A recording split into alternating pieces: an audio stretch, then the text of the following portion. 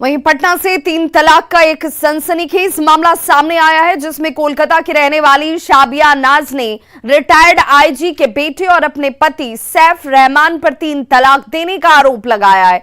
साबिया का कहना है कि रिटायर्ड आईजी सहित पूरा परिवार उनके साथ मारपीट करता था। पीड़िता कोलकाता के बड़े कारोबारी की बेटी है। महिला ने शास्त्री नगर थाने में इसे लेकर लिखित आवेदन भी दिया है, लेकिन मामला रिटायर्ड आईजी से जुड़ा होने की वजह से पुलिस इसे लेकर कोई कार्रवाई नहीं कर रही। पीड़ित महिला और उसके पिता से बातचीत की न्यूज़ 18 संवाददाता संजय कुमार ने। कोलकाता के एक कारोबारी हैं और उन्होंने अपनी बेटी की शादी राजधानी पटना में की है।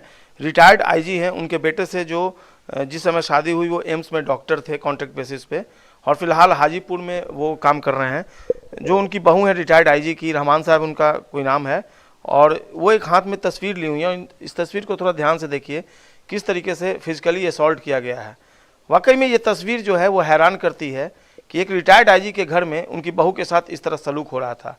बात यहीं तक नहीं रुकी है, 3 तलाक बोलकर इनको तलाक भी दे दिया गया है।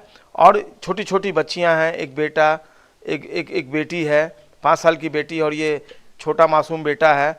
और एक बहू के साथ जिस कदर व्यवहार होना चाहिए था। रिटायर्ड आईजी हैं और बहू का आरोप है कि घर में मारपिटाई की जाती थी, और मारपिटाई करने वाले खुद रिटायर्ड आईजी हैं। और क्या नाम है उनका, आपके ससुर का? मोहम्मद रहमान। क्या होता है घर में, क्या होता था आपके साथ, हस्बैंड के साथ क्या होता था? मतलब घर में हर वक्त मतलब अब्यूज़, हरासमेंट, फिजिकल वायलेंस, फिर मेंटल भी वायलेंस, मतलब सब कुछ होता है। ऐसा क्यों होता है? कारण हम अब वो लोग जाने, मुझे नहीं पता, पर मेरे हस्बैंड का एक्स्ट्रा मैरिटल अफेयर है, वो रीज़न है। और मेरी सास को मुझसे आप अपोज करती थी एक्स्ट्रा जो अफेयर था उसका, आप इसके चलते आपको भुगतना पड़ा, ये लगता है?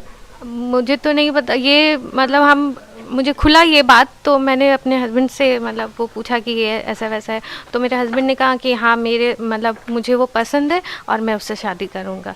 मैंने वहाँ कमिटमेंट कर चुका हूँ। तुमको अपना घर जाना है जाओ, क्योंकि मैं यहाँ पर नहीं रखूँगा तुम्हें। शादी किए थे तो बहुत सारी चीज़ें मिली होंगी उपहार के तौर पे? बहुत मेरे 30 लाख कैश भी था, और घर का सारा बाकी सामान था। सोना में भी वो लोग सेट बोले थे कि भारी देने के लिए 10 लाख 15 लाख का सेट था मेरा। फिर बाकी मेरे हस्बैंड को भी सारा गोल्ड का, फिर मेरे ननद को भी गोल्ड का सामान दिया गया था। मोहम्मद सैफ रहमान। ये क्या है, डॉक्टर? हाँ, ये रेडियोलॉजिस्ट हैं। रेडियोलॉजिस्ट हैं जी। तो ये आपको 3 तलाक भी उन्होंने दिया है?